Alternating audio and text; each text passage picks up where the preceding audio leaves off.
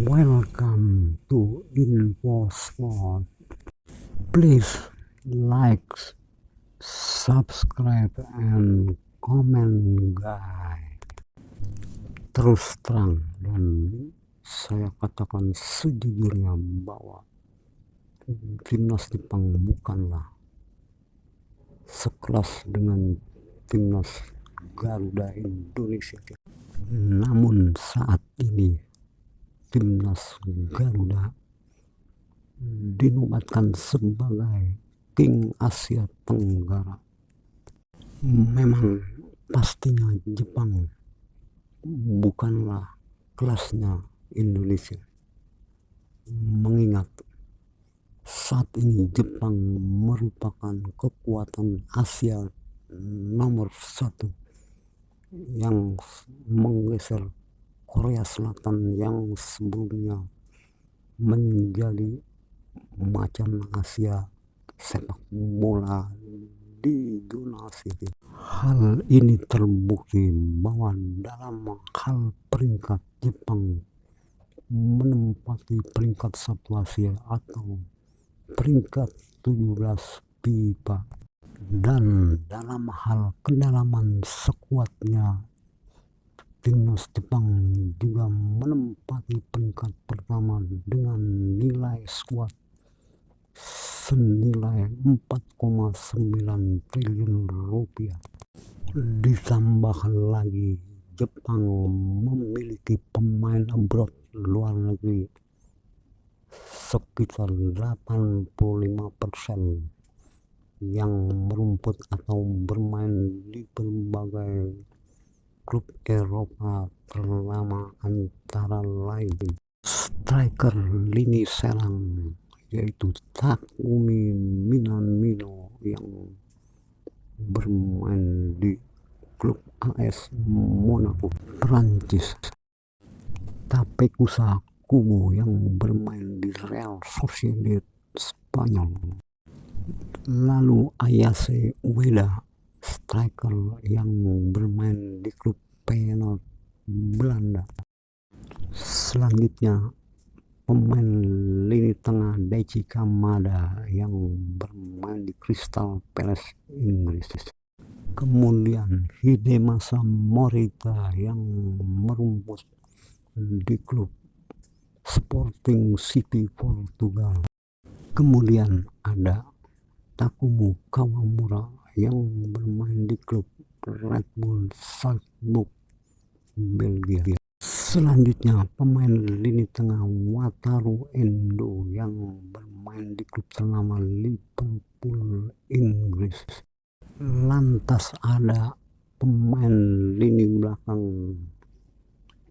yang bermain di klub ternama Arsenal, Inggris, yaitu Takehiro Tomiyasu.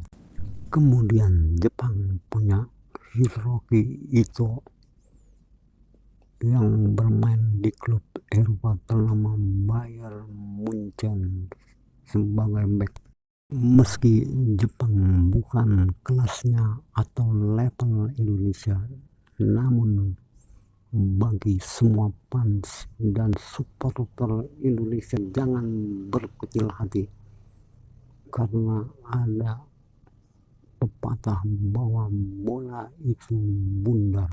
Dan di saat ini dan detik ini, di mana timnas Garuda sudah mulai membentangkan sayapnya dan mempertajam kuku-kukunya untuk menerkam setiap lawan, mana bisa saja dalam dunia sepak bola itu bundar terjadi suatu kejutan, maka Garuda bisa saja menggunakan atau memanfaatkan kelemahan atau celah kelemahan yang dimiliki Jepang. Selain juga harus berbenah diri di semua lini,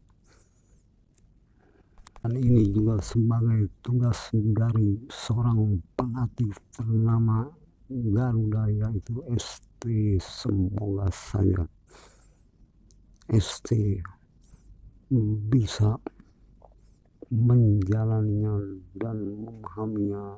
Maka dari itu Garuda bisa memanfaatkan kelemahan-kelemahan Jepang, di samping juga harus berbenah diri dan mengatasi berbagai kelemahannya, baik dari sektor strategi dan susunan pemain. Oke guys, berikut ini adalah cara timnas Garuda meraih poin dari Jepang, yaitu dengan berbenah diri, mengatasi kekurangan di semua sektor lini tim skuad Garuda. Salah satu masalah yang sering menghantui timnas Indonesia adalah dalam hal masalah finishing atau penyelesaian akhir, di mana banyak peluang emas bagi timnas Indonesia namun terbuang sia-sia begitu saja dikarenakan kurangnya ketajaman striker atau pemain di depan gawang lawan. Pemain-pemain kita seringkali terlalu terburu-buru dalam mengambil keputusan atau kurang akurat dalam eksekusi. Oleh karena itu, ST perlu meningkatkan latihan finishing secara intensif, baik lewat latihan maupun lewat uji coba. Hal ini dimaksudkan agar pemain akan selalu berada dalam posisi tenang dan siap menembak tepat melalui akurasi tendangannya. Memang masalah yang dihadapi timnas Indonesia sejak lama yaitu mengenai finishing, seperti terlihat ketika timnas Indonesia harus takluk dari Cina 15 Oktober 2024 kemarin. Jika finishing pemain Indonesia dilakukan dengan kondisi tenang dan siap menembak yang tepat, hal ini kemungkinan Indonesia tidak akan kalah dari Cina. Seperti yang dilansir dari transfermarkt.co.id, di mana Indonesia hanya mampu melakukan tembakan sebanyak 7 kali mengarah ke gawang lawan, namun hanya berbuah 1 gol. Masalah kekurangan yang kedua yang perlu dibenahi yaitu koordinasi lini belakang yang belum padu 100%, seperti yang terjadi pada laga melawan Cina kemarin, di mana lini belakang Indonesia seakan-akan kehilangan kekokohannya dibandingkan di laga-laga sebelumnya melawan Arab Saudi, Australia, dan Bahrain. Disinyalir 2 gol yang dicetak oleh Cina disebabkan oleh kesalahan dari kurangnya koordinasi tim skuad Garuda yang belum kompak 100%. Hal ini tentunya perlu dibenahi oleh ST, mengingat Jepang merupakan tim yang tangguh dan tersebut di grup C, karena dalam 4 laga dia telah mencetak 12 gol. Oleh karena itu, Jai Eagles dituntut untuk selalu waspada terhadap striker-striker berbahaya Jepang yang berada di lini belakang timnas Garuda. Yang ketiga yang perlu dibenahi yaitu kedalaman skuad timnas Garuda, di mana kedalaman skuad Garuda di beberapa sektor belum merata, seperti di posisi bek kanan, bek kiri, dan bek tengah yang masih memerlukan pendalaman skuad yang merata dibandingkan dengan skuad Jepang yang sudah merata.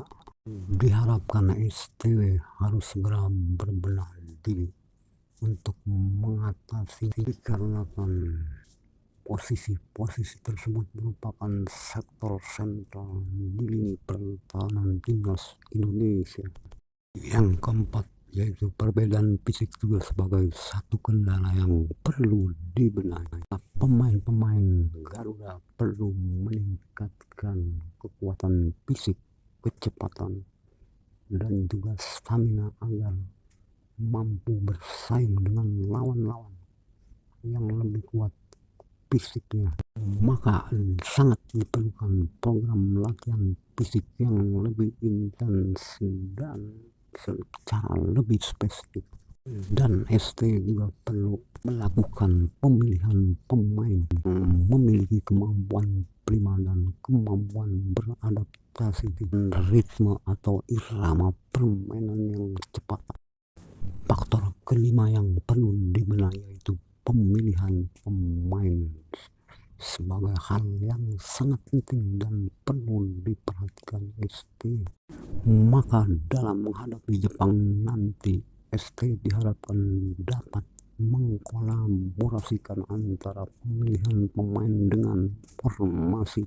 Hal ini dimaksudkan jangan sampai hanya dengan satu kesalahan kecil saja bisa menyebabkan skuad Garuda terjungkal di depan supporter dan pendukungnya.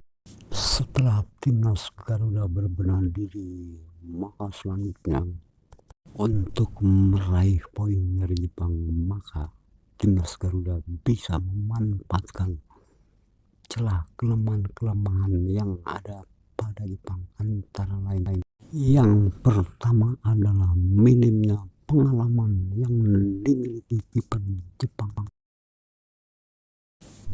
Baik kiper utama Jepang Jon Suzuki maupun dua kiper cadangan yaitu Gaya Maekawa dan Taishi Brando merupakan kiper Jepang yang memiliki pengalaman minim karena memiliki jam terbang yang sedikit.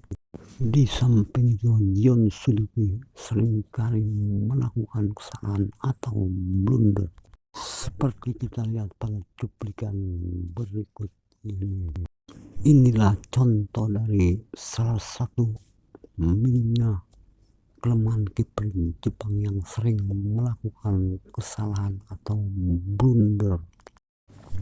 Yang kedua adalah lemah dalam mengantisipasi sundulan kepala, di mana 3 dari 4 gol ke gawang Jepang berasal dari sundulan kepala. Seperti ketika Jepang dikalahkan Irak 2-1 lewat sundulan kepala.